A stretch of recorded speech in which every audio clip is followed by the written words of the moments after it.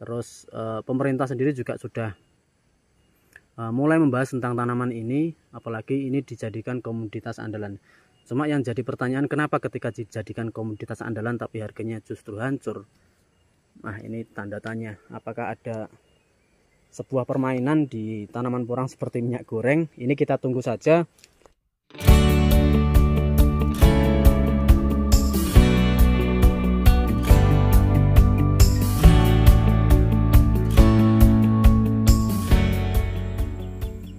Assalamualaikum warahmatullahi wabarakatuh. Halo teman-teman, jumpa lagi dengan saya di AHM Farm Channel. Salam santun, salam sukses buat teman-teman petani porang di seluruh Indonesia dan juga buat teman-teman petani yang lain. Hari ini saya coba berbagi informasi lagi teman-teman ya. Hampir 2 minggu ini kita istirahat dulu karena ada beberapa urusan yang harus saya selesaikan, dan alhamdulillah ini bisa ketemu lagi. Mudah-mudahan nanti informasi yang akan saya sampaikan bisa bermanfaat buat teman-teman semua petani ya, tidak hanya petani porang, mudah-mudahan juga petani yang lain. Pokoknya tonton dan simak videonya sampai selesai, semoga bisa bermanfaat. Seperti biasa teman-teman, hari ini saya sudah berada di lahan ya, di lahan porang. Kalau teman-teman lihat di 5 bulan yang lalu, di bulan Januari, bulan Desember, di lahan sini banyak ya untuk tanaman porangnya, bahkan cukup subur. Tapi di bulan Mei ini sudah nggak ada teman-teman, karena tanamannya juga sudah dorman. Di sini yang subur tinggal rumputnya ya. Paling yang kita bersihkan nanti di bawah pohon cengkeh ini, di bawah pohon durian. Jadi yang khusus di porangnya tidak kita bersihkan, kecuali akan melakukan proses pembongkaran atau mungkin pengambilan biji kata. Nah, ini baru kita bersihkan. Kalau tidak ada aktivitas atau tidak ada kegiatan yang mungkin terkait dengan pembongkaran atau pengambilan biji kata, ini kita biarkan saja biar liar. Nanti kita bersihkan lagi di bulan Agustus atau mungkin di bulan September. Kita bersihkan manual atau mungkin pakai herbisida. Oke, seperti ini kondisinya teman-teman. Dan saya sampaikan ini terkait tentang harga umbi produksi di bulan Mei ini. Ini saya ulangi lagi, hampir sama seperti 1 bulan yang lalu teman-teman. Harga umbi produksi dari pihak pabrik masih belum rilis ya, belum keluar, karena pabrik sendiri belum buka teman-teman sampai detik ini. Mudah-mudahan nanti dalam waktu dekat, entah di pertengahan Mei ini atau mungkin di akhir Mei, pabrik segera buka. Teman-teman yang pengen jual umbi produksinya bisa segera dijual, dan harganya yang jelas mudah-mudahan cocok ya.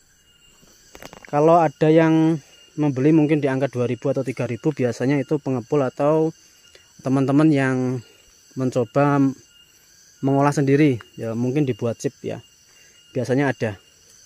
Cuma memang harganya masih belum cocok ya, karena di angka 2000 sampai 3000 rupiah. Mudah-mudahan nanti dari pabrik sendiri lebih dari itulah, paling tidak di angka 5000 teman-teman, 5000 ke atas.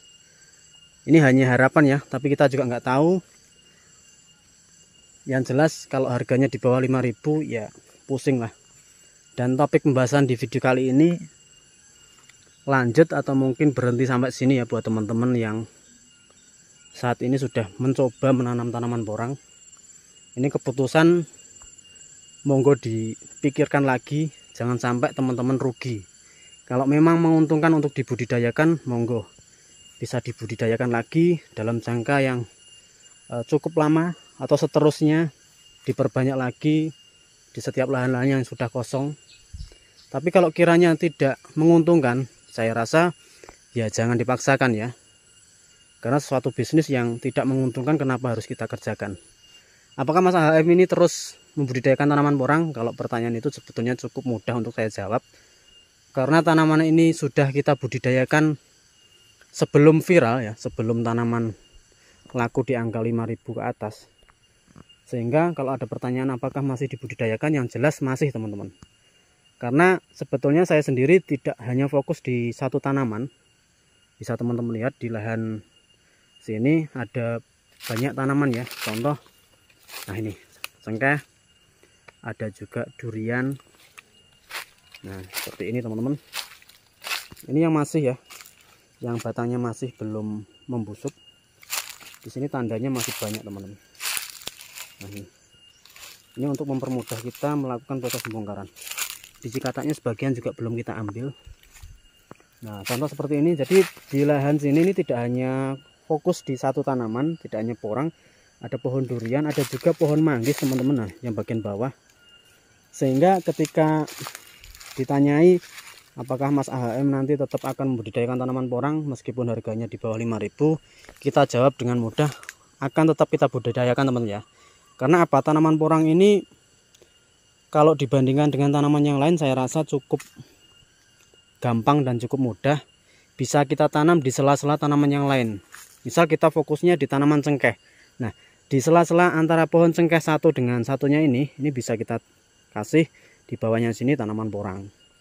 Atau mungkin di sela-sela tanaman durian, atau mungkin tanaman yang lain bisa. Selain itu, misal kita menanam tanaman porang, itu juga bisa kita tumpang sari dengan tanaman yang lain, misal jagung, misal singkong, atau mungkin cabai dan jahe. Nah, sehingga kita tidak hanya fokus di satu tanaman saja. Ini kalau misal teman-teman mau membudidayakan lagi. Kalau misal udah Mas, saya rasa ini tidak cocok dan tidak menguntungkan untuk dibudidayakan, ya monggo. Kalau ngomongin harganya di tahun ini teman-teman ya, ini sebetulnya pembahasan di video kali ini ngomongin bisnisnya porang ya. Nanti kalau misal kurang pas monggo bisa dikoreksi buat teman-teman. Jadi kalau ngomongin harganya di tahun ini memang bisa saya katakan harga tahun 2022 ini harga yang paling menyedihkan di antara harga-harga yang lain di tahun-tahun sebelumnya. Kalau ada yang bilang harga ini sama seperti beberapa tahun yang lalu, mungkin tahun 2015-2016, karena harganya di angka 2000, 3000. Oke, sama. Tapi banyak yang membedakan teman-teman. Salah satu contohnya biaya perawatan. Biaya pekerjaannya jelas beda ya di 2015 dengan 2022. Satu lagi yang paling menonjol yaitu di harga bibit teman-teman. Ini saya masih ingat tahun 2017 saya pernah membeli biji katak dari salah satu teman. Ini harganya Rp8.000 per kilo. Bayangkan, Rp8.000 per kilo. Sehingga ketika harga ini 2.000 atau mungkin 3.000, saya rasa juga wajar, biasa, tidak kaget. Tapi ketika teman-teman membeli bibit ini di angka misal 300.000, karena tahun 2020 harga bibit katak itu nyampe 300.000, bahkan ada yang memperjualbelikan di angka Rp400.000. Bayangkan. Terus harga umbi produksinya tiba-tiba turun di angka 3.000 atau 2.000, yang jelas ya pusing lah. Kalau ada yang bilang, wajar ini saya rasa omong kosong ya. Jadi tetap pusing. Saya saja yang pernah membeli bibit di tahun 2021 dengan angka yang cukup mahal, ketika dipanen di tahun ini, yang jelas juga mumet teman-teman ya, pusing. Serius ini. Jadi buat teman-teman dipertimbangkan lagi apabila cocok untuk dibudidayakan dalam jangka panjang, ya saya rasa monggo ini bisa diperbanyak lagi. Tapi kalau dirasa merugikan karena basicnya mungkin tidak di petani, jadi karena tanaman ini lagi naik daun terus ikut menanam, lahan nyewa, terus segala sesuatunya full pekerja, ini perlu dipertimbangkan lagi. Karena kalau semakin dalam nanti kasihan teman-teman banyak mengalami kerugian ya. Ini kalau tentang bisnisnya teman-teman ya. Nah, contoh seperti ini. Ini biji katanya juga belum kita ambil teman-teman. Ada beberapa yang masih hijau ya. Seperti ini. Nah, bisa kita tanam di sela-sela tanaman yang lain. Ada durian, ada manggis, ada pohon cengkeh. Ini enaknya tanaman porang. Jadi kalau dibandingkan dengan tanaman yang lain yang tanpa perawatan kadang tidak menghasilkan, tapi untuk tanaman porang meskipun ini lama teman-teman ya, karena untuk bisa panen umbi produksinya paling tidak kita butuh waktu 2 musim atau 2 tahun ketika kita menanam dari biji katak. Dan misal itu tanpa perawatan itu juga masih bisa menghasilkan teman-teman, meskipun hasilnya juga kurang maksimal. Ini yang membedakan dengan tanaman yang lain ya. Jadi kita taruh misal di sela-sela pohon cengkeh dengan pohon durian, tanpa kita pupuk, tanpa kita rawat, dia akan tumbuh, dia juga akan bisa menghasilkan umbi produksi. Itu enaknya porang ketika bibit kita sudah banyak. Tapi kalau bibitnya masih membeli, nah ini kalau harga di angka 5.000 ke bawah seperti tahun ini, yang jelas teman-teman juga pusing. Oke ya, jadi kalau dibilang masih tetap lanjut atau mungkin berhenti sampai di sini, kalau saya sendiri karena bibit sudah tidak beli, saya rasa lanjut saja lah. Karena prospek porang juga sudah jelas, harganya yang tidak jelas ya. Kalau misal penjualan sudah jelas, karena banyak pabrik yang ada. Terus pemerintah sendiri juga sudah mulai membahas tentang tanaman ini, apalagi ini dijadikan komoditas andalan. Cuma yang jadi pertanyaan, kenapa ketika dijadikan komoditas andalan tapi harganya justru hancur? Nah, ini tanda tanya. Apakah ada sebuah permainan di tanaman porang seperti minyak goreng? Ini kita tunggu saja. Mudah-mudahan di bulan-bulan ini pabrik juga sudah mulai buka teman-teman ya. Jadi yang mau menjual segera dijual umbi produksinya.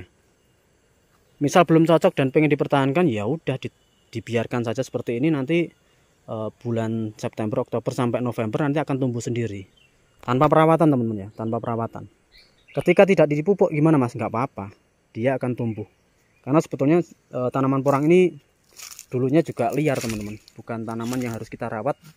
Ketika tidak kita rawat tidak bisa menghasilkan, tidak. Oke, itu sharing dan informasi di video kali ini ya. Monggo yang masih penasaran seputar tanaman porang bisa langsung teman-teman tanyakan di kolom komentar. Mudah-mudahan sedikit memberikan semangat buat teman-teman yang mulai putus asa ya. Kalau dibilang sedih, memang sedih, karena ini tahun yang menyedihkan buat teman-teman, khususnya petani porang. Harga hancur, perawatan yang banyak, harga bibit mahal, jelas membuat banyak teman-teman itu pusing.